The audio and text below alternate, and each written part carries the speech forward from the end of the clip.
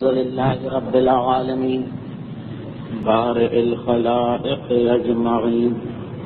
باعث الأنبياء والمرسلين وهو أحسن الخالقين والصلاة والسلام على أفضل السفراء المقربين وحبيب إله العالمين سيدنا ونبينا أبي القاسم وإطرته الطيبين الطاهرين المعصومين المنتجبين الميامين لا سيما على بقية الله في الأرض وحجته على العالمين عجل اللهم له الفرج فرحمة الله على محبيهم وشيئتهم ولعنة الله على أعدائهم أما بعد فقد قال الله سبحانه وتعالى في كتابه المبين وفرقانه المتين وهو أصدق الصادقين بسم الله الرحمن الرحيم الناس إنا خلقناكم من ذكر وأنثى وجعلناكم شعوبا وقبائل لتعارفوا إن أكرمكم عند الله أتقاكم صلوات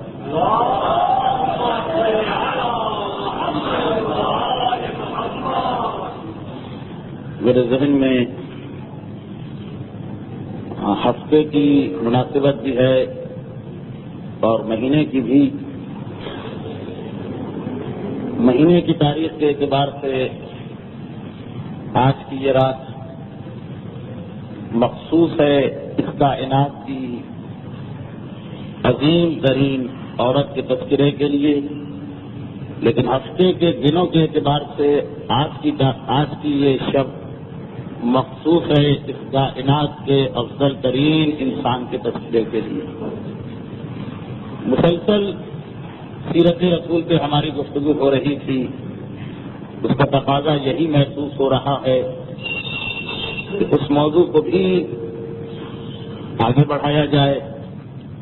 تاریخ کی مناسبت بھی یہ یاد دلا رہی ہے کہ اس ہستی کا تذکرہ فراموش نہیں ہونا چاہیے کہ جس کے غم میں مجھے یقین ہے کہ خود پیغمبر اسلام بھی اس وقت محزون و غمگین ہوں گے، اور ساتھ ساتھ معصوم کا وہ فرمان بھی میرے ذہن میں ہے کہ جہاں امام نے یہ بتایا کہ جب ہمیں یاد کرو تو ہمارے مقصد کو بھی یاد کر لیا کرو. تو جب ذکر معصوم کا ہو اور اس معصوم کا کہ جو افضل کائنات ہے، اور ساتھ میں تذکرہ اس بیٹی کا ہو جو جز رسالت ہے، تو میں اپنے طریقے کے مطابق پہلے تو ان کے مقصد کو آپ کے سامنے پیش کروں گا، اس کے بعد انشاءاللہ دونوں ہستیوں کا تذکرہ بھی ہوگا. آج اور کل کی دو مجالس کے لیے یہ تین اصول آپ کے سامنے اگر آ جائیں تو مناسب رہیں گے. پہلا اصول قرآن کریم یہ بتا رہا ہے کہ خدا کی نگاہ میں عزت اور احترام پانے والا، خدا کی نگاہ میں کوئی مقام رکھنے والا کون ہے. دوسرا اصول وہ بھی قرآن بتا رہا ہے کہ آل محمد یا میں اس لفظ کو وسیع کروں کہ معصومین کی بارگاہ میں عزت و احترام والا اور ایک مقام حاصل کرنے والا کون ہے. اور تیسرا اصول وہ بھی قرآن بتا رہا ہے کہ جنت میں داخل ہونے والا کون ہے. یہ تین الگ الگ مسئلے ہیں، اور ان تینوں کا حل جو ہمارے سامنے آتا ہے تو اس کی روشنی میں گفتگو کرنا ہے آج اور آنے والے کل کو. قرآن کریم کی آیت مبارکہ جو سورہ حجرات کی آیت ہے یہ بتا رہی ہے کہ پروردگار کی نگاہ میں عزت کسے ملے گی. یا ایھا الناس انا خلقناکم من ذکر و انثی، اے انسانوں، ایمان والوں کا تذکرہ نہیں ہو رہا ہے، پروردگار اپنے حوالے سے بات کر رہا ہے. تمام انسان اس وقت خدا کی نگاہ میں برابر ہیں. اے انسانوں، تمہاری پروردگار نے تمہیں ایک مرد اور ایک عورت سے پیدا کیا ہے، اور جب خدا نے سب کو ایک مرد اور ایک عورت سے پیدا کیا تو یہ سب اس کی نگاہ میں برابر ہے. وَجَعَلْنَاكُمْ شُعُوبًا وَقَبَائِلَ، اور اسی خدا نے تمہیں مختلف قوموں میں اور قبیلوں میں تقسیم کیا، مگر اس لیے نہیں کہ خدا کسی کو زیادہ پسند کرتا ہے اور کسی کو کم، اس لیے نہیں کہ خدا کو ایک شخص زیادہ پسند تھا تو اسے گورا بنا دیا اور ایک ناپسند تھا تو اسے کالا بنا دیا، اس لیے نہیں کہ خدا کو ایک شخص زیادہ پسند تھا تو اسے سید اور آل رسول نے بنا دیا اور ایک شخص کم پسند تھا تو اسے غیر سادات میں قرار دیا، نہیں۔ وَجَعَلْنَاكُمْ شُعُوبًا وَقَبَائِلَ لِتَعَارَفُوا، ہم نے تمہیں مختلف رنگوں میں مختلف خاندانوں میں اس لیے تقسیم کیا کہ ایک دوسرے کی پہچان ہو سکے، پہچاننے میں آسانی ہو سکے، ورنہ اصول یہ ہمارے سامنے آ رہا ہے کہ اِنَّ أَكْرَمَكُمْ عِندَ اللَّهِ أَتْقَاكُمْ، جو مشہور آیت بار بار آپ نے سنی ہے کہ اللہ کے نزدیک تو سب سے زیادہ عزت والا وہ ہے کہ جس کے پاس تقویٰ ہو، اور پروردگار کی بارگاہ میں اس تقوی والے انسان کا مقام اتنا بلند ہے کہ جب ایک مرتبہ جا کر کسی اپنی روایت میں بہت احتیاط کے ساتھ بڑھتے ہوئے دل کے ساتھ پڑھ رہا ہوں کہ کہیں ایسا نہ ہو کہ میں اس کو صحیح الفاظ میں آپ کے سامنے پیش نہ کروں اور غلط فہمی پیدا ہو جائے، لیکن معصوم کا فرمان بہرحال ہے۔ ایک مرتبہ کسی نے جا کر ہمارے آخری امام علی بن موسیٰ الرضا علیہ الصلوۃ والسلام کی خدمت میں اس انداز کی گفتگو کی کہ مولا آپ فرزند رسول ہیں، آپ کا تعلق مسجد فاطمہ سے ہے، آپ کا مقام اور آپ کا مرتبہ کتنا بلند ہے، اور ایسا محسوس ہو رہا تھا کہ یہ آنے والا مومن، یہ تعریف کرنے والا مومن امام کی تعریف کر رہا ہے صرف یہ سمجھ کر کہ امام رسول کی نسل میں سے ہیں، اس لیے اس مقام پر پہنچے۔ امام کو جلانا گیا، کہا کہ ایسے تو نے بالکل غلط سمجھا، کیا تجھے پتا نہیں کہ اگر پروردگار نے ہمیں کوئی رتبہ دیا ہے تو فقط اس لیے کہ ہم تقوی میں دوسروں سے بہتر ہیں، اور اگر اب امام ایک ناممکن بات بیان کر رہے ہیں لیکن بات کو سمجھانے کے لیے، کبھی خدا نے بھی ناممکن بات کو بیان کیا کہ اگر دو خدا ہو جائے، کبھی رسول کے بارے میں بھی ناممکن بات آئی، لیکن اشرف کا ہے رسول اگر تم بھی شرک کر دو، اسی طرح امام کہہ رہے ہیں کہ اگر کوئی شخص تقوی میں ہم سے آگے نکل جائے تو خدا کی بارگاہ میں اس کا مقام بھی ہم سے بلند ہو جائے گا۔ امام تقوی کی اہمیت سے بیان کر رہے ہیں کہ امامت بھی اگر ہم کو ملتی ہے تو تقوی کی بنیاد پر۔ پروردگار کی بارگاہ میں امام نے کہا کہ نسل رسول سے تعلق رکھنے کے باوجود اگر کسی کا تقوی زیادہ ہے تو وہ ہم سے بلند ہو سکتا ہے۔ تو پہلی چیز یہ سامنے ہے کہ خدا کی بارگاہ میں عزت اسی کو ملتی ہے جس کے پاس تقوی ہے،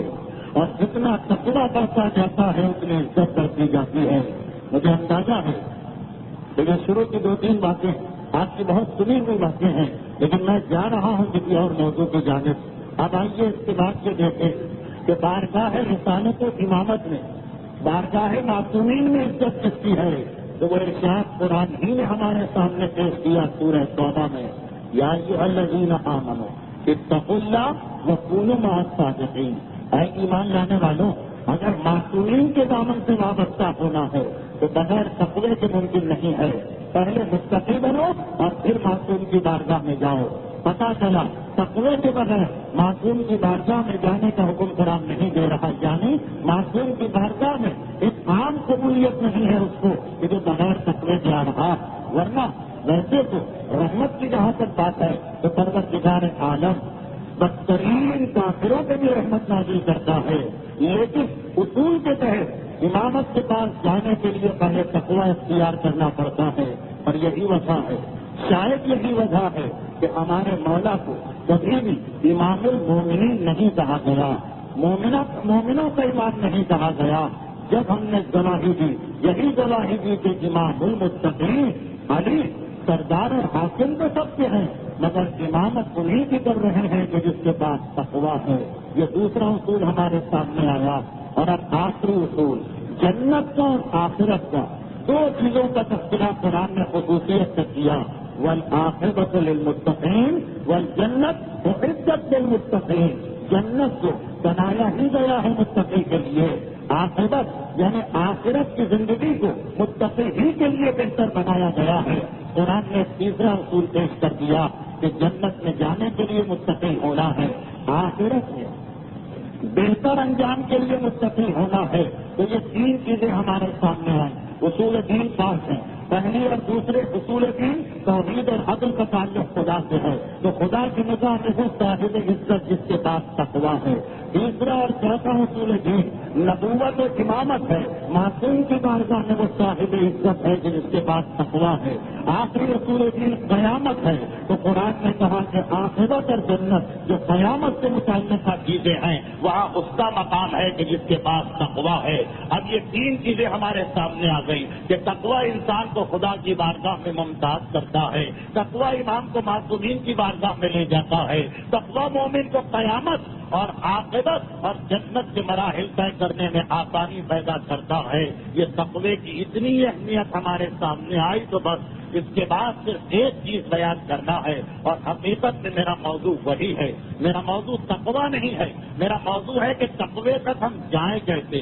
راستہ کہاں ہے تقوی تک پہنچنے کا. اب یہ قرآن اعلان کر رہا ہے اعدلوا ہوا اقرب للتقوی کہ اے ایمان لانے والوں آؤ. قرآن تمہیں بتا رہا ہے کہ متقی کیسے بنتے ہیں. متقی بنو گے تو خدا ملے گا. متقی بنو گے تو رسول ملیں گے. متقی بنو گے تو امامت ملے گی. متقی بنو گے تو عاقبت بہتر ہوگی. متقی بنو گے تو جنت تمہاری ہے. اور متقی بننے کا طریقہ اعدلوا ہوا اقرب للتقوی. قرآن کہہ رہا ہے عدل اختیار کرو, عادل بنو. ہوا یہ عدل اقرب الی التقوی یہ تقوی کے سب سے زیادہ قریب چیز ہے. اقرب کا صیغہ ہے جو عربی میں سپرلیٹو کی ڈگری ہے کہ تقوی کے سب سے قریب پہنچانے والا یعنی اس سے زیادہ اور کوئی چیز دنیا میں نہیں ہے جو تمہیں تقوی کے قریب پہنچا دے. وہ کیا ہے؟ عادل. یعنی اب عادل بنو تو تم متقی بنو گے اور متقی بنو گے تو وہ ساری جو چیزیں تمہیں حاصل ہو جائیں گی کہ جن کا تذکرہ قرآن اور حدیث بار بار کر رہے ہیں. عدل بس اتنا وقت بیان کرنا ہے کہ عدل کس چیز کا نام ہے. عدل وہ صفت ہے کہ قرآن پکار کے کہہ رہا ہے ان اللہ یامر بالعدل والاحسان کہ اے قرآن پڑھنے والے سن لے کہ خدا تجھے عدل کا حکم دیتا ہے. عدل کا مطلب کیا ہے؟ انسان کا حد سے اعتدال پہ چلنا, نہ افراط ہونے پائے نہ تفریط ہونے پائے, نہ ایسا ہو کہ ایک حکم شریعت کی جانب جھک جائے اور دوسرے کو چھوڑ دے, نہ ایسا ہو کہ دنیا اور آخرت میں سے ایک کو اختیار کرے اور دوسرے کو نظر انداز کرے. بات بڑی اہم ہونے والی ہے. یہ فقط تمہیدی مراحل ہے. عدل کا مطلب کیا ہوا؟ عدل کا مقصد یہ ہوا کہ انسان نہ اتنی نمازیں پڑھنے لگے کہ حقوق الناس کو بھلانے لگے, نہ اتنا حقوق الناس کو ادا کرنے لگے کہ عبادت کے لیے اس کے پاس ٹائم نہ ہو. عدل کا مطلب کیا ہوا کہ انسان نہ اتنی زیادہ تسبیحیں اور دعائیں پڑھنے لگے کہ روزگار کے لیے ٹائم نہ رہے, اور نہ اتنا زیادہ تلاش معاش میں سرگردہ رہے کہ سجدگاہ پہ پیشانی رکھنے کا موقع نہ ملے. عدل کا مطلب کیا ہو گیا کہ انسان نہ اتنی نمازیں پڑھے کہ اس کو مسائل پتہ نہ ہو, اور نہ اتنا عالم بن جائے کہ اب اس کے پاس عبادت کرنے کی مہلت نہیں ہے. عدل کا مطلب ہے کہ اس دنیا میں اس طرح زندگی گزارنا جس طرح آخرت میں پل صراط پہ چلنا ہوگا. یعنی دنیا میں اس طرح زندگی گزارنا کہ سب کا خیال رکھنا ہے, کسی پہ ظلم نہ ہونے پائے, کسی پہ زیادتی نہ ہونے پائے. عدل کا مطلب کیا ہے کہ اللہ اور بندے کے حقوق میں انسان توازن قائم کرتا ہوا آگے بڑھے. بس اب اسی منزل سے مجھے اپنے موضوع کو آپ کے سامنے پیش کرنا ہے, مگر اسے پیش کرنے سے پہلے ایک پرانی بات میں یاد دلاتا جاؤں. ابھی گفتگو ہو رہی ہے, پرانی بات مجھے یاد دلانا ہے, اور وہ یہ کہ اکثر ایسا ہوتا ہے کہ مومن وہی غلطی کرتا ہے جو شیطان کر چکا ہے. شیطان کی غلطی کا تذکرہ میں ماہ محرم کی مجالس میں کر چکا ہوں کہ جو شیطان غلطی کرتا ہے وہ غلطی کیا ہوتی ہے کہ جب انسان شریعت کو پڑھتا ہے تو وہ عام طور پر اپنے آپ کو بھول جاتا ہے, وہ عام طور پر اپنے قریب ترین رشتے داروں کو بھول جاتا ہے. وہی روایت یاد کیجیے, ایک فرشتہ آسمان پہ لکھے ہوئے اس بورڈ کو پڑھتا ہے. ایک بورڈ لگا ہوا ہے آسمان پر, ایک بورڈ لگا ہوا ہے کہ میرے بندوں میں سے ایک میری حد سے زیادہ نافرمانی کرنے کے، میری حد سے زیادہ عبادت کرنے کے بعد میری نافرمانی کر کے جہنم میں جائے گا، اور میرا سب سے زیادہ مقبول یعنی سب سے زیادہ غضب والا بندہ بنے گا جو مجھے سب سے پیارا تھا۔ فرشتہ گھبرا گیا، کہیں یہ میرے بارے میں تو نہیں ہے، وہ روایت کو میں دہرانا نہیں چاہتا۔ فرشتہ گھبرا گیا، یہ میرے بارے میں تو نہیں ہے، عبادت تو میں بھی بہت کر رہا ہوں، کہیں ایسا نہ ہو کہ بعد میں غضب مجھ پہ نازل ہو۔ وہ گھبرا کے چلا، اپنے سے بڑے فرشتے کے پاس گیا کہ بھائی میرے لیے دعا کر دینا، خدا مجھے بچا لے اس انجام سے۔ اور وہ گھبرا کے کہتا ہے کہ وہاں نام تو کسی کا نہیں تھا، ہو سکتا ہے کہ یہ میرے بارے میں لکھا ہو۔ آؤ ہم اپنے سے بڑے کے پاس پہنچے، ایک سے دوسرے اور دوسرے سے تیسرے کے پاس پہنچتے پہنچتے جب بات جبرائیل تک پہنچی تو جبرائیل نے گھبرا کے کہا کہ میں بھی ڈرتا ہوں کہ کہیں یہ بورڈ میرے بارے میں نہ لکھا ہو۔ آؤ میں اپنے دوست عزازیل کے پاس سے میں لے کے جاتا ہوں، وہ خدا کا اس وقت خدا کا سب سے زیادہ پسندیدہ بندہ ہے۔ وہاں پہنچے، عزازیل نے بڑے اطمینان کے ساتھ اس ساری کیفیت کو سنا، ہاتھ اٹھا کے دعا کی، جاؤ میں نے خدا سے دعا کر دی ہے، اب تم لوگ کسی علاج میں شامل نہ ہوگے۔ اور پیغمبر نے کہا کہ اس نے وہی غلطی کر دی جو ہر مومن کرتا ہے، کہ سب کے لیے دعا کر رہا ہے کہ خدا بندہ ان پر رحمت نازل فرمانا، پروردگارا ان پر اپنا غضب نازل نہ کرنا، لیکن یہ بھول گیا کہ اپنے لیے بھی دعا مانگ لیتا۔ جناب رسول فرماتے ہیں کہ یہی عزازیل ہے جو آگے چل کے شیطان کہلایا، جو ایک زمانے میں خدا کا سب سے پسندیدہ بندہ ہے، بعد میں سب سے زیادہ ناپسندیدہ بندہ بن گیا۔ تو جب عدل کی بات ہو رہی ہے، جب شریعت کے احکامات کی بات ہو رہی ہے، تو بس میں یاد دلا دوں کہ عدل کا تذکرہ جو ابھی آپ کے سامنے وضاحت کے ساتھ آنے والا ہے،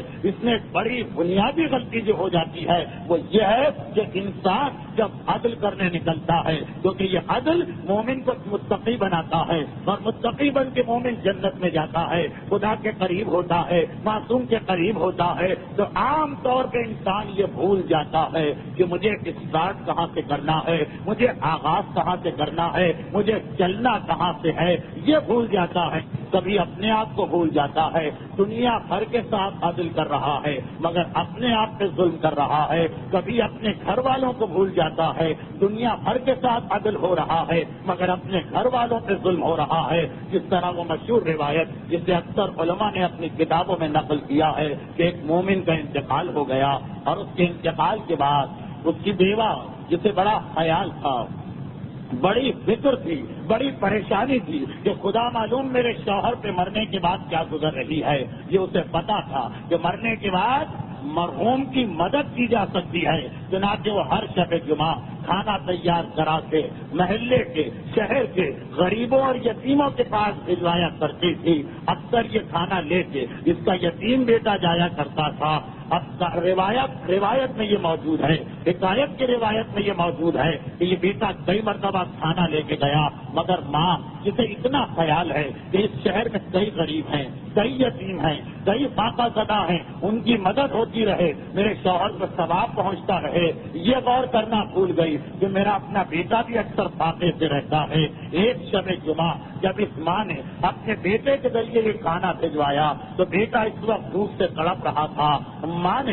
جو اس کے پاس محدود رقم تھی اس سے اپنے شوہر کے مرنے کے بعد اس کے لیے خیرات کر رہی ہے، اولاد کا خیال نہ رکھا۔ نتیجہ یہ نکلا کہ بھوک کی شدت میں بے چین بیٹا کھانا لے کے جا تو رہا ہے، ماں نے کہا تھا بیٹا آج بھی کسی غریب کو دے کے آنا، مگر چند قدم چلنے کے بعد آخر اس کے نفس نے اس کو روک لیا، بھوک کی شدت میں ہے وہ آگے نہ بڑھ سکا، اور ایک مرتبہ اس کھانے کو اسی مقام پہ کھا کے واپس آتا ہے، ساری برتن ماں کے حوالے کرتا ہے اور کہتا ہے مادر گرامی میں نے یہ کھانا پہنچا دیا۔ روایت یہ ہے کہ کئی ہفتوں کے بعد شوہر جب سے مرا ہے، کئی ہفتے گزر گئے، کئی ہفتوں کے بعد آج کی شب جمعہ اس مومنہ کو خواب میں اپنا شوہر نظر آ گیا۔ پہلا سوال یہ کرتی ہے کہ اتنا بتا کہ میں جو ہر ہفتے تیری مدد کر رہی ہوں اس سے تجھے کچھ فائدہ بھی پہنچ رہا ہے یا نہیں، میری یہ مدد تجھ تک آ رہی ہے یا نہیں؟ تو شوہر کہتا ہے کہ کیسے کر رہی ہو،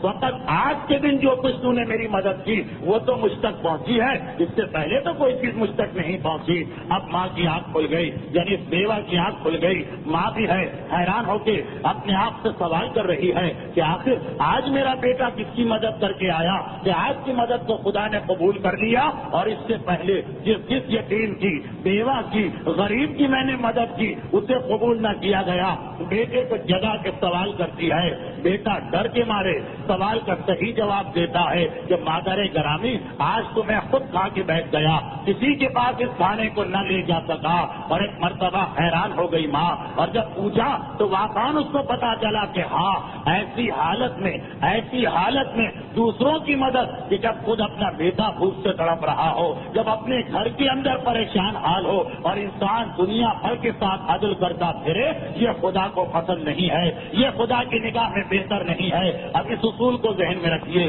میرا موضوع شاید کچھ واضح ہو گیا ہوگا کہ جب عدل کی بات آتی ہے کہ عدل کا مقصد یہ ہے کہ اس طرح زندگی گزارنا کہ اللہ کا حق بھی ادا ہوتا رہے، بندوں کا حق بھی ادا ہوتا رہے، تو مومن بڑی احتیاط کے ساتھ یہ دیکھتا ہے کہ مجھے شریعت کی کون کون سی باتوں پہ عمل کرنا ہے۔ نماز پڑھتا ہے، یہ اللہ کا حق ہے، روزہ رکھتا ہے، یہ اللہ کا حق ہے، خمس و زکات دیتا ہے، یہ اللہ کا حق ہے، مگر ساتھ ساتھ غریبوں کی مدد کرتا ہے، یہ انسانوں کا حق ہے۔ ہر ایک سے کچھ اخلاقی سے ملتا ہے، کیونکہ اس کو یہ حدیث معصوم معلوم ہے کہ جو کسی مومن کو دیکھ کے مسکرایا پروردگار نے اس کے لیے ایک حج کا ثواب لکھا۔ چنانچہ مومن سے ملتا ہے تو مسکرا کے ملتا ہے، کسی کی پریشانی کو سنتا ہے تو ایک مرتبہ اس کی پریشانی دور کرتا ہے، کیونکہ اسے معلوم ہے کہ معصوم نے یہ کہا کہ کسی مومن کی پریشانی دور کرنے کے لیے اگر تم ایک قدم بڑھاؤ گے تو ہر قدم پر 70,000 ایسے حجوں کا ثواب ملے گا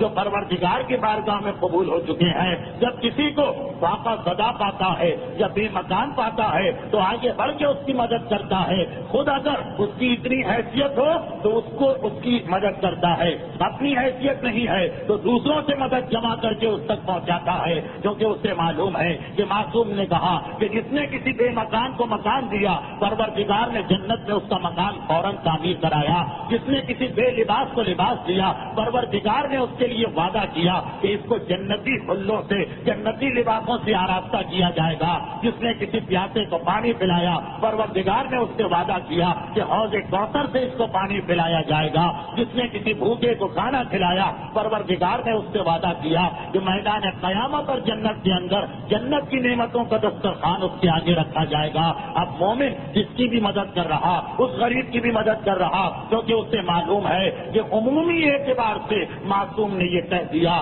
کہ جو اپنے مومن ساتھیوں کی مدد کے لیے دوڑ دھوپ کرتا ہے تو کل خلق مشتاق الی الجنہ والجنۃ تشتاق الیہم، کہ ساری دنیا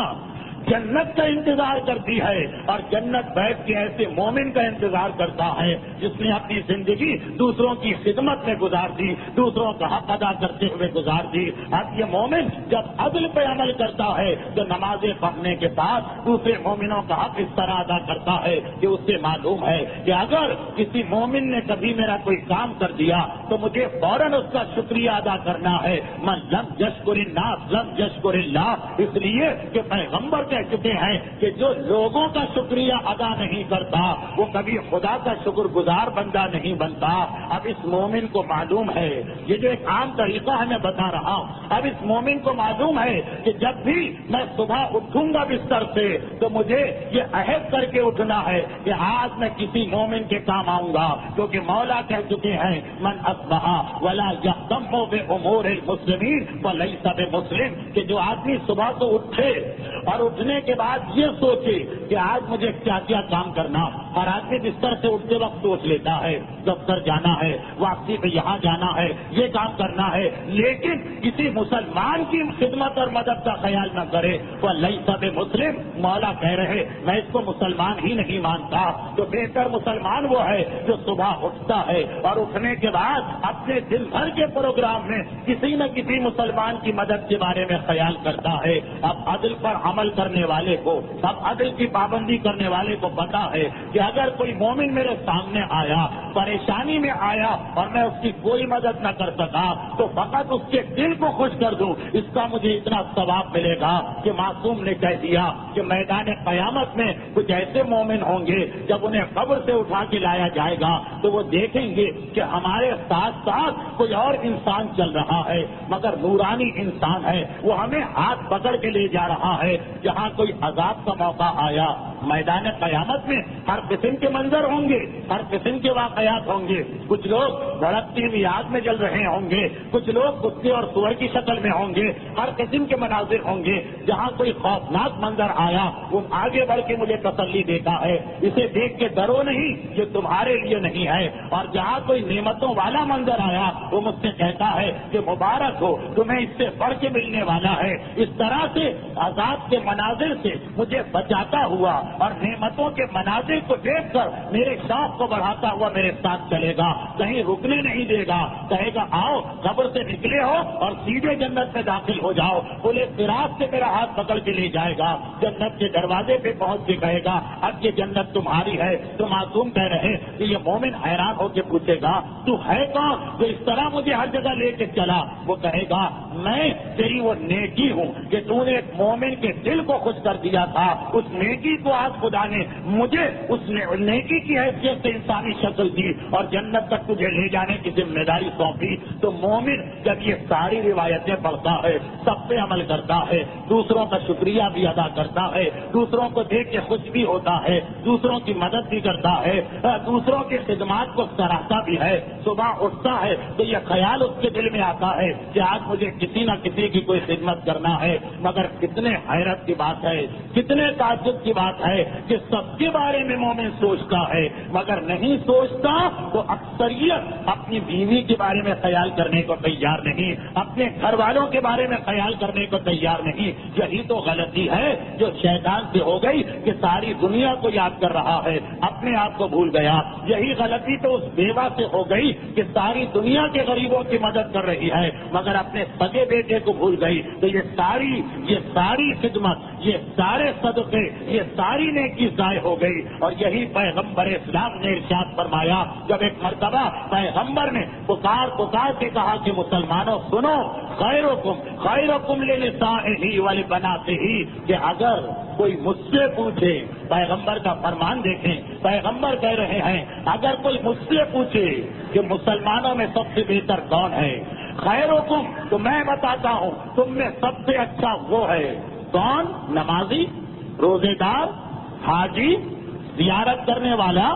ساری دنیا پہ اپنے اخلاق کا سکہ بٹھانے والا نہیں۔ خیرکم لنسائہ، تم میں سب سے اچھا وہ ہے جو اپنی بیوی کے ساتھ سب سے اچھا ہے، ولبناتہ، اور جو اپنی بیٹیوں کے ساتھ سب سے اچھا ہے، جو ان دو کے ساتھ اچھا ہوا وہ سب سے اچھا ہے۔ اور آخر میں عجیب جملہ پیغمبر نے کہا کہ اگر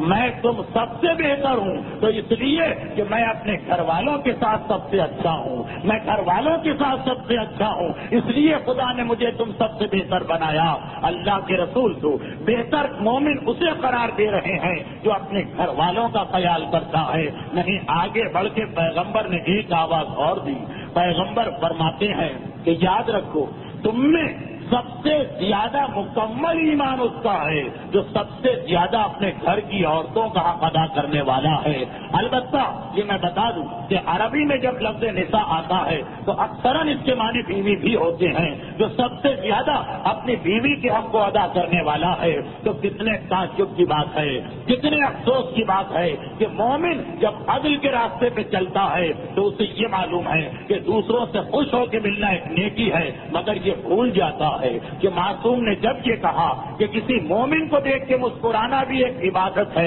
ایک حج کا ثواب ہے، تو اس کے اندر اس کے گھر والے بھی آ گئے، اس کے اندر اس کی بیوی بھی آ گئی۔ تو ساری دنیا کو دیکھ کے مسکراہٹ اور بیوی کو دیکھ کے چہرے پہ غصہ یا اثر، ساری دنیا کے خدمت مومن سمجھتا ہے کہ میں ثواب لے رہا ہوں، اور اگر بیوی کے لیے کبھی کوئی کام پڑ جائے تو مومن اول تو کرنے کو تیار نہیں ہوگا، اور اگر اس کام کو انجام دے تو ایسا محسوس ہوتا ہے کہ جیسے اس نے کسی پر احسان عظیم کر دیا۔ کتنے تعجب کی بات کہ اگر کوئی غیر ہماری مدد کر دے تو ہم اس کا شکریہ ادا کرتے نہ تھکیں، اس لیے کہ رسول نے کہہ دیا کہ جو انسان کا شکریہ ادا کرے گا وہ اللہ کا شکریہ ادا کرے گا، لیکن اگر ہماری بیوی ہمارے وہ کام انجام دے جن کے لیے شریعت نے اس کو مکلف نہیں کیا، جن کے لیے اسلام نے اس کے اوپر کوئی ذمہ داری عائد نہیں کی، تو ہم یہ سمجھتے ہیں کہ یہ تو اس کا فریضہ ہے، یہ تو اس کی ڈیوٹی ہے، ہماری زبان سے کبھی بھی اس کے لیے 24 گھنٹے میں بھی شکریہ نہ نکلے۔ پیغمبر یہی کہہ رہے ہیں کہ سب سے بہتر وہ ہے جو اپنی بیوی کے لیے، تو میں سب سے بدتر وہ ہے جو اپنے بیوی اور اپنی بیٹی کے حق میں سب سے برا ہے۔ یہ اللہ کے رسول صاف صاف اعلان کر رہے ہیں۔ مجھے اس مقام پر مرحوم مولانا غلام اصغری صاحب قبلہ کی ایک مثال یاد آ گئی۔ عدل کے موضوع کو واضح کرتے ہوئے ارشاد فرما رہے ہیں، انہوں نے مجلس میں بیان کیا کہ دیکھیے یہ عدل جو ہر مومن سے تقاضا کیا جا رہا ہے، کیونکہ اس سے وہ متقی بنتا ہے، کیونکہ اس عدل سے وہ خدا اور رسول کا ماننے والا بنتا ہے۔ مگر دیکھیے مولانا کہہ رہے ہیں، ایام ازاں کی مجلس ہے، بمبئی میں مجلس پڑھ رہے ہیں، وہاں کے حالات میں بتا رہے ہیں، کہہ رہے ہیں کہ دیکھیے میں ابھی آپ کے سامنے مجلس پڑھ رہا ہوں، مولانا کے جملے، اور اس وقت اس مجلس میں شرکت کے لیے صاحبان ایمان گھروں سے نکلے ہیں اور پورا گھر نکلتا ہے۔ انہوں نے مثال دی کہ مثلا اس وقت میری مجلس کے اندر ایک گھر سے باپ بھی آیا، ماں بھی آئی، گھر کا جو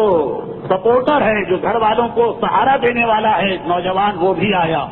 اس کی بیوی بھی آئی، اس کی بہن بھی آئی، بڑی بہن۔ یہ 5 آدمی گھر سے نکلے اور 5 آدمیوں نے ساری مجلسوں میں شرکت کی۔ پہلے 10 دنوں میں 1-2 مجلسیں تو نہیں ہوتی ہیں، سب گھر سے نکلے ہیں، سب نے مجلسوں میں شرکت کی ہے۔ واپس پلٹ کے سب گھر جائیں گے۔ اب جب تک سب گھر پہنچے 11 بجے رات کو، 11:30 بجے رات کو گھر پہنچنے کے بعد سب کی توقع یہ ہوگی کہ اب جو بیوی ہے وہ سب کو پانی پلائے اگر پیاسے ہیں، اور اگر چائے کی خواہش ہے تو وہ سب کے لیے ایک مرتبہ چائے کا انتظام کرے۔ باپ کی بھی خواہش ہے کہ میری بہو یہ کام کرے، ماں کی بھی توقع یہ ہے، اس کو توقع سچ یہی ہے کہ میری بہو کو یہ کام کرنا ہے۔ شوہر کی بڑی بہن بھی یہ خیال کر رہی ہے، شوہر کو بھی یہ توقع ہے۔ مولانا کہہ رہے کہ گھر سے سب ساتھ نکلے، یہ مثال دے رہے ہیں مجلس میں، ساری مجلسوں میں ایک ساتھ شرکت کی، تھکن سب کو برابر ہوئی، سب نے برابر سے محنت کی، سب گھر میں واپس آئے تو تھکے ہوئے واپس آئے۔ لیکن مومن کے گھر میں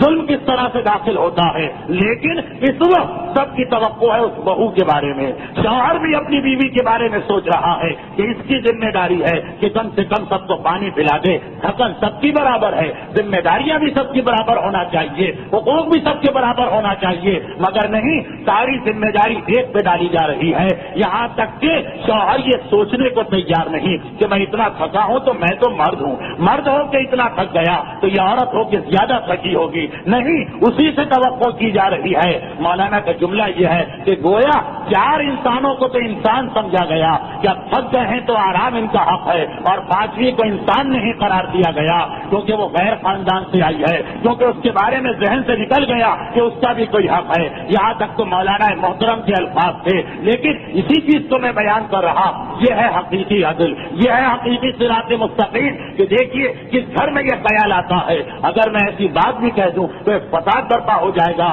کہ اگر آج کے دن بہو نے ساس کو چائے بنا کے پلائی ہے تو کل کے دن ساس یہ خیال کرتے ہوئے کہ ایک دن اس کا ایک دن میرا، کل کے دن ساس بہو سے کہے کہ آج تو آرام کر، آج میں تیرے لیے چائے بنا کے پلا رہی ہوں۔ ہاں، یہ مثال ہمیں خاندان اہل بیت سے تو ملتی ہے کہ اگر ایک دن فضا سامان تیار کر کے فاطمہ کے سامنے رکھتی ہے تو اگلے دن فاطمہ حقیقی مالکہ بھی ہے، ظاہری مالکہ بھی ہے، کہتی ہے فضا آج تجھے بستر پہ بیٹھ کے آرام کرنا ہے، آج میں تیرے لیے سامان تیار کر کے لاتی ہوں. کل فضہ نے پانی پلایا، آج فاطمہ پانی پلائیں گی. کل فضہ روٹی پکا کے لائیں، آج فاطمہ روٹی پکا کے لے جائیں گی. کل فضہ نے فاطمہ کے بستر کو صاف کیا، آج فاطمہ فضہ کے بستر کو صاف کریں گی. نہیں، کل فضہ نے فاطمہ کے کپڑے دھوئے، آج فاطمہ فضہ کے کپڑے دھوئیں گی. یہ ہے عدل حقیقی، یہ ہے اسلام کا نظام، یہ ہے صراط مستقیم اور یہ ہے تقویٰ. لیکن اگر یہاں کے ماحول میں ایک ایسی بات بھی کہہ دی جائے تو ہنگامہ ہو جائے گا،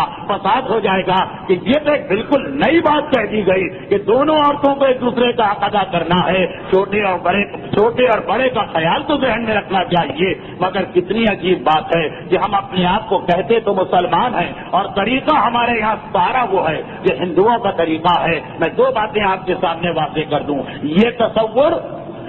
تصور کہ عورت کا مقام کوئی پست مقام ہے، یہ ہندوؤں کا تصور ہے جو مسلمانوں میں آ گیا.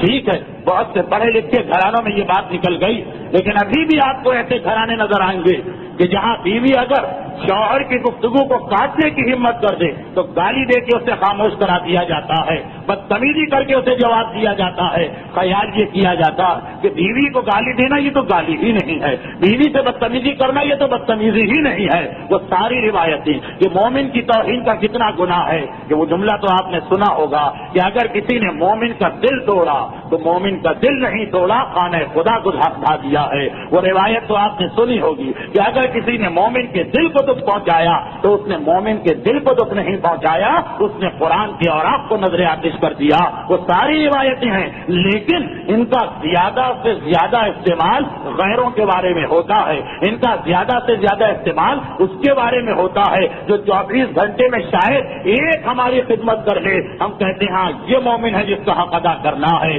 لیکن جیسا کہ میں نے کہا کہ جو آنکھوں کے سامنے خدمت کرنے والا ہے اسے مکمل طور پہ بھلا دیا جاتا ہے. یہ خیال کیا جاتا ہے کہ اس کا دل ٹوٹتا ہے تو ٹوٹ جائے، بیوی ہے اسے برداشت کرنا پڑے گا. اور غضب کی بات تو یہ معاملہ یہاں تک بھی نہیں رکتا ہے، بلکہ شوہر کا پورا گھرانہ اپنا فریضہ سمجھتا ہے گھر میں آنے والی عورت کی توہین کرنا، اس کا دل توڑنا. ایک حد تک میں نے مان لیا کہ شوہر کا حق ہے بیوی کے اوپر، شوہر کے والدین کا حق ہے بیوی کے اوپر، مگر نہیں سارا خاندان جتنے بزرگ ہیں، اگر شوہر کی خالہ ہے، اگر شوہر کی چچی ہے، اگر شوہر کی ممانی ہے، یہ جتنی بھی خواتین ہیں سب یہ اپنی ذمہ داری سمجھتی ہیں کہ اس کی توہین ہوتی ہے تو ہو جائے، اس سے خدمت لی جاتی ہے تو لی جائے. وہ ایک الگ مسئلہ ہے، وہ تو انشاءاللہ کل آپ کے سامنے آئے گا کہ بیوی کے لیے بھی اسلام نے ایک درس دیا ہے. لیکن یہ واضح ہے کہ وہ واجبات کا درس نہیں، مستحبات کا. واجبات کی بات تو آپ کے لیے بالکل کلیئر ہے کہ بیوی کے لیے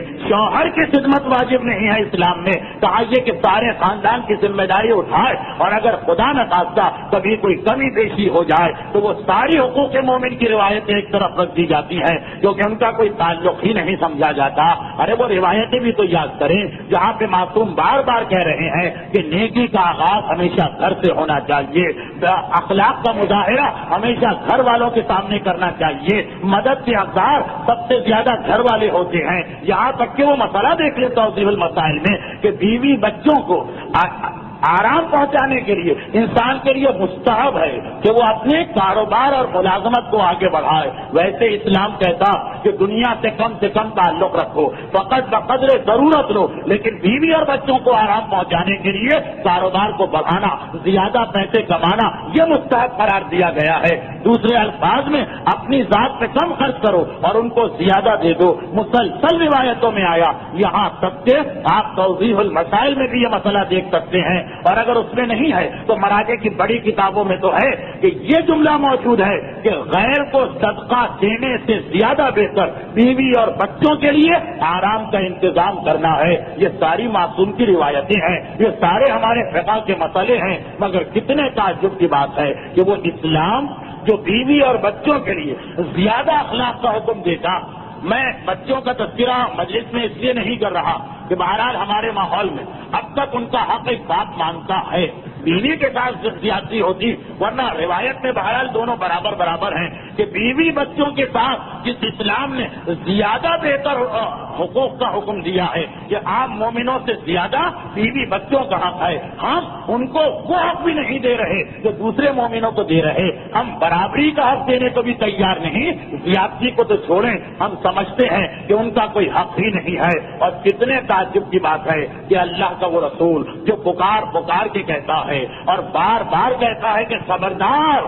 آج کے بعد کوئی مسلمان سارے جاہلیت نہ کرے۔ اب یہ سارے وہ الفاظ ہیں کہ جن کی میں وضاحت میں لگ جاؤں گا تو پوری مجلس اس میں ہو جائے گی انشاءاللہ۔ سیرت رسول میں آگے چل کے یہ بات آئے گی کہ جاہلیت کے کار سے کیا مراد ہے، مگر مختصراً اتنا سن لیں کہ خبردار جاہلیت کا طریقہ استعمال نہ کرنا۔ آج کے دن پروردگار نے جاہلیت کے غرور کو نکال پھینکا، اب کوئی مومن جاہلیت کا طریقہ اختیار نہ کرے۔ جاہلیت کا طریقہ کیا ہے؟ جو ابو جہل کا طریقہ تھا، جو ابو لہب کا طریقہ تھا، اس کی میں ایک مثال دے دوں۔ پیغمبر کہہ رہے خبردار کوئی کار جاہلیت نہ کرے۔ کار جاہلیت کیا ہے؟ کار جاہلیت یہ کہ ہمیں نقصان پہنچایا زید نے، مگر زید تو ہمارے حق سے نہ لگ سکا، بدر مل گیا، ہم نے بدلہ نکالا بدر کے ساتھ۔ یہ ہے کار جاہلیت کہ زید جو ہمیں اصل ظالم ہے وہ نہ ملا، اس کا بیٹا مل گیا، اس کا بھائی مل گیا، اس کا پڑوسی مل گیا، اس کا گھر والا مل گیا،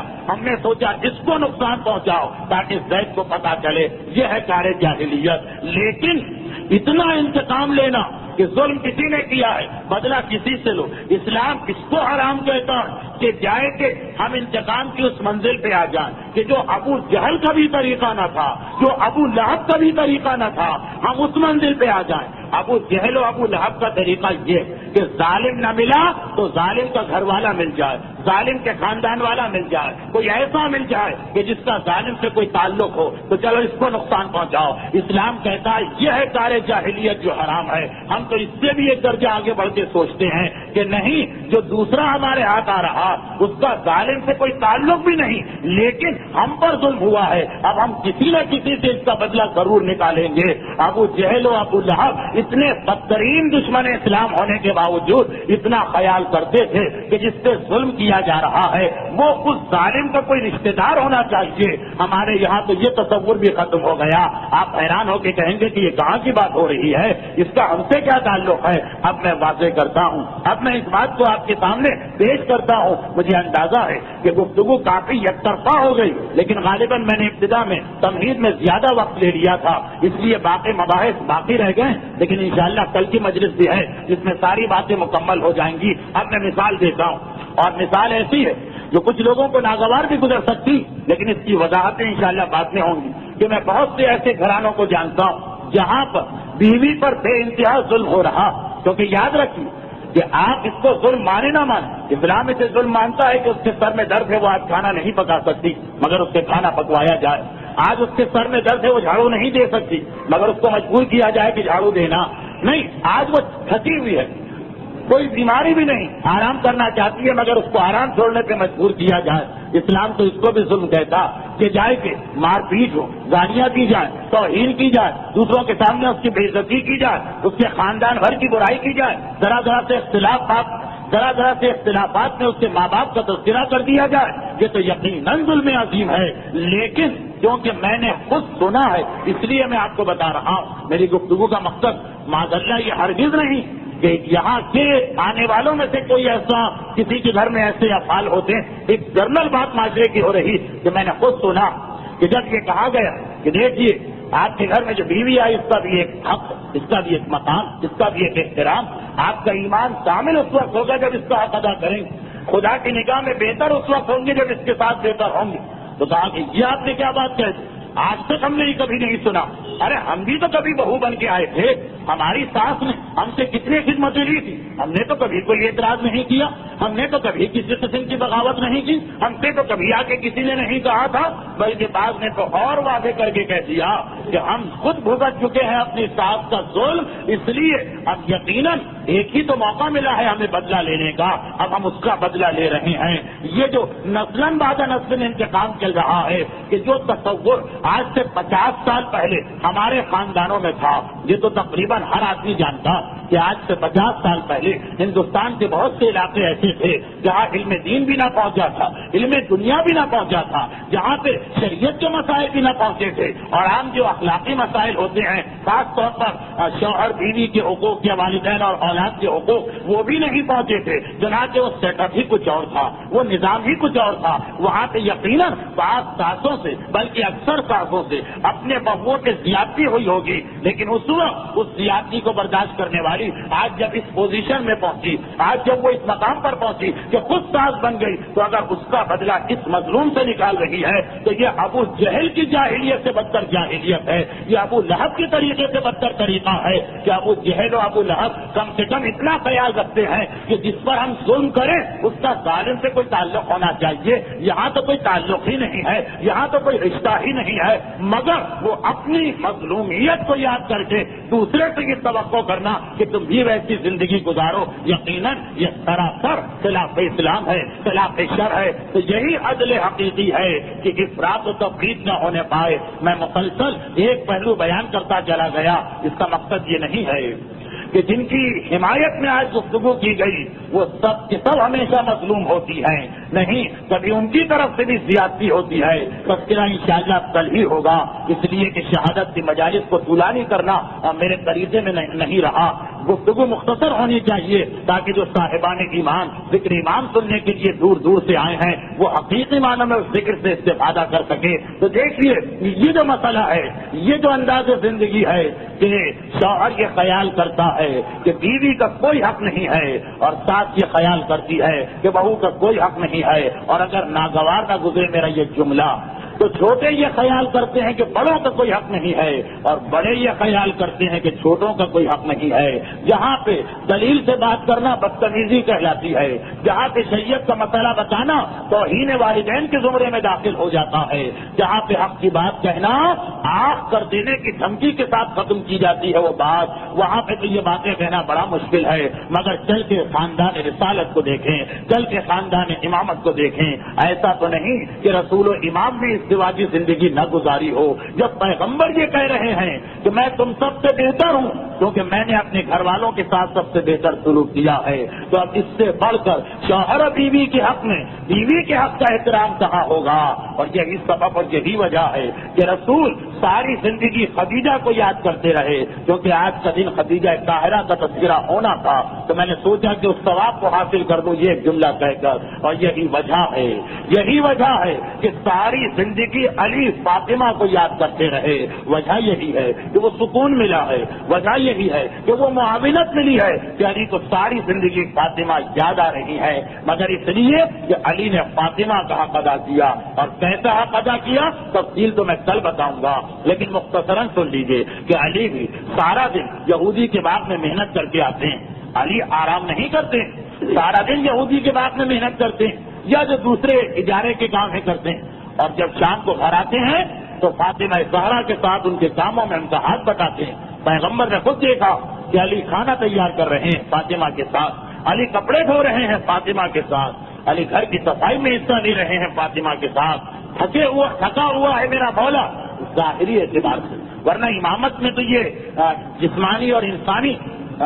خرابیاں نہیں ہوتی مگر ظاہری اعتبار سے، لیکن ساتھ ساتھ ہیں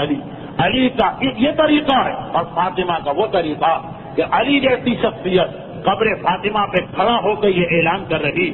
الآن انکسر ظہری، یہ اعلان آپ نے کربلا میں تو سنا ہے مگر اس سے پہلے مدینے میں بھی یہ اعلان ہو گیا تھا۔ کس نے یہ اعلان کیا تھا؟ مشکل کشائے کائنات نے یہ اعلان کیا تھا، جو ساری کائنات کا کچھ بنا ہے وہ یہ اعلان کرتا ہے کہ آج علی کی کمر ٹوٹ گئی۔ میں اکثر یہ جملہ کہتا ہوں کہ اس کا مطلب یہ ہوا کہ علی ساری کائنات کا سہارا ہے اور فاطمہ علی کا سہارا۔ فاطمہ نے اس انداز سے علی کو گھر کی خوشی تھی کہ میرے مولا کا جملہ ہے بنت رسول آپ کے بعد زندگی میں مزہ نہ رہا، آپ کے بعد زندگی میں مزہ نہ رہا۔ یہ جملہ بھی کربلا میں دوہرایا گیا تھا۔ حسین نے اکبر کی شہادت پر کہا تھا، بیٹا میری شہادت کے بعد اب اس دنیا میں کوئی مزہ نہ رہا۔ علی نے فاطمہ کی شہادت پہ کہا تھا، بنت رسول آپ کی شہادت کے بعد اب اس دنیا میں کوئی مزہ نہ رہا۔ تو فاطمہ نے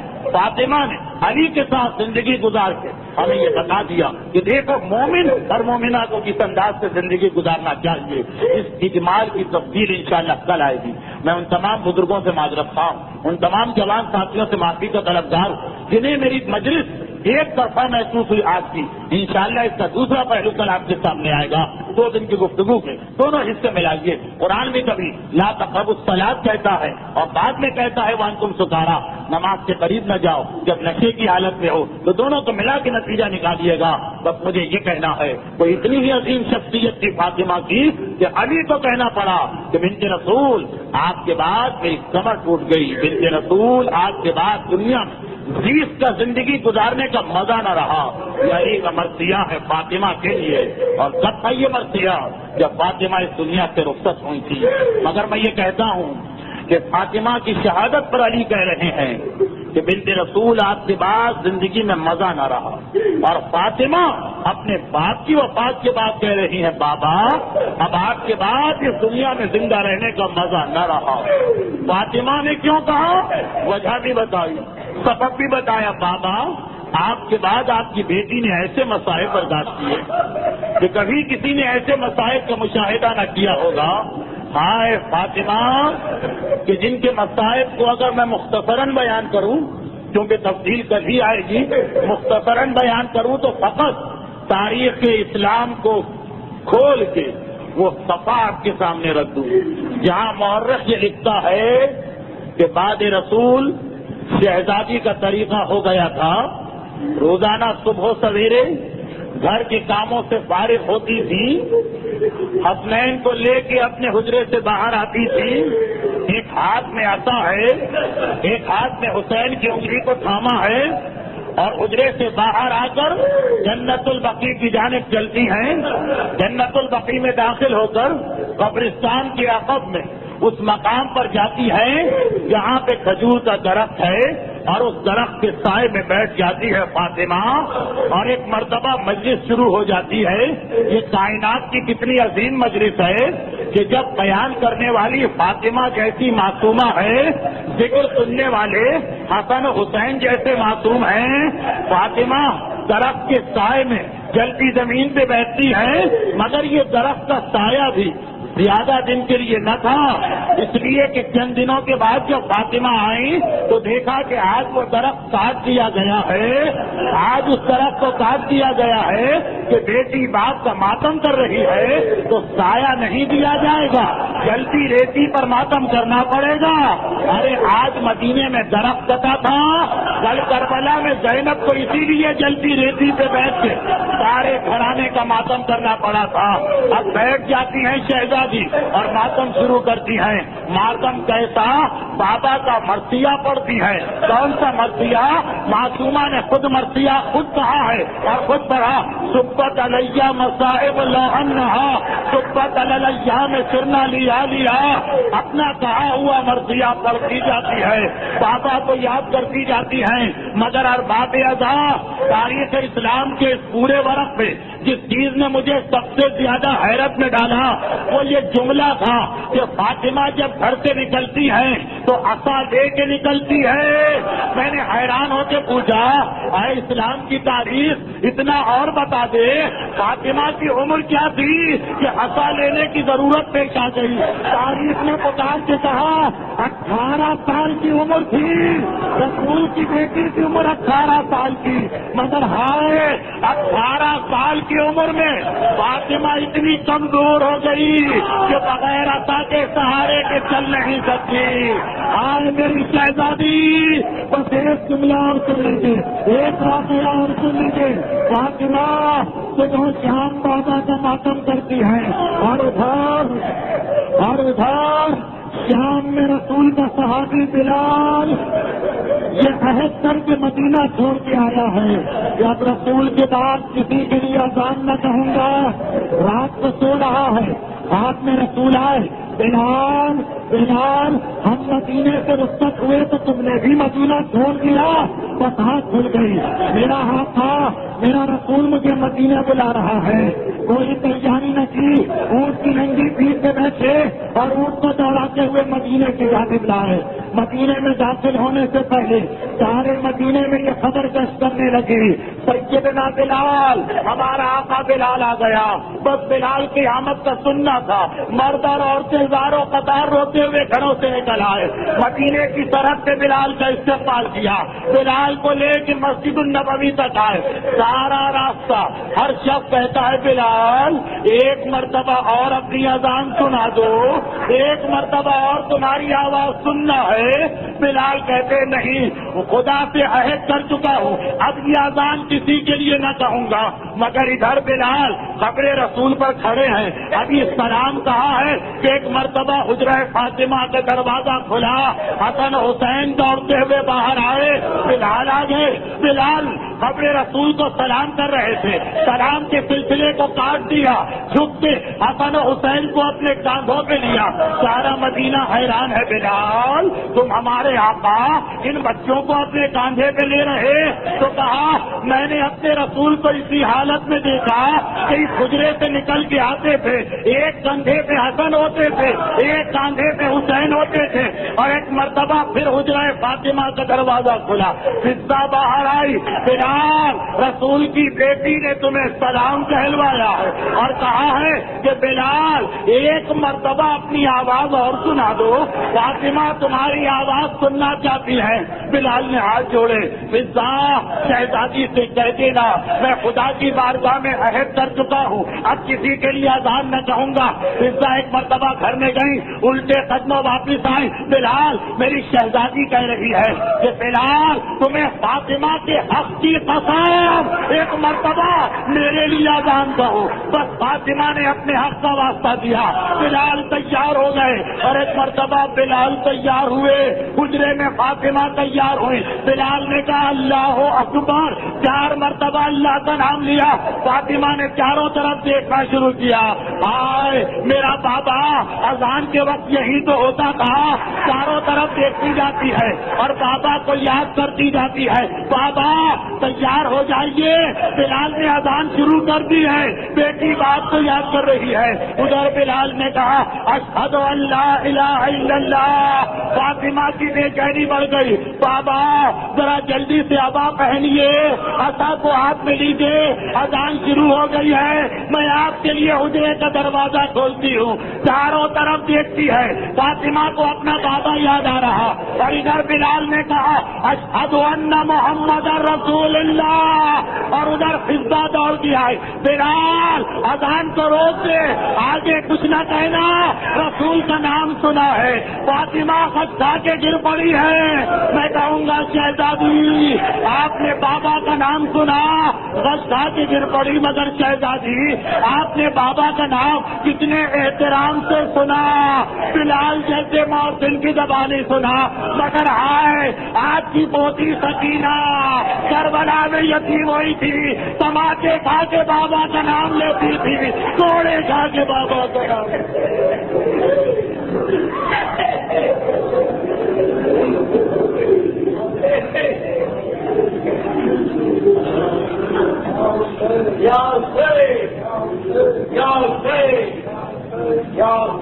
ایک سورہ فاتحہ کی التماس ہے مرحوم حاجی محمد حسین رحیم بھائی کی سال ثواب کے لیے، اور پھر ماتم حسین میں شرکت کریں۔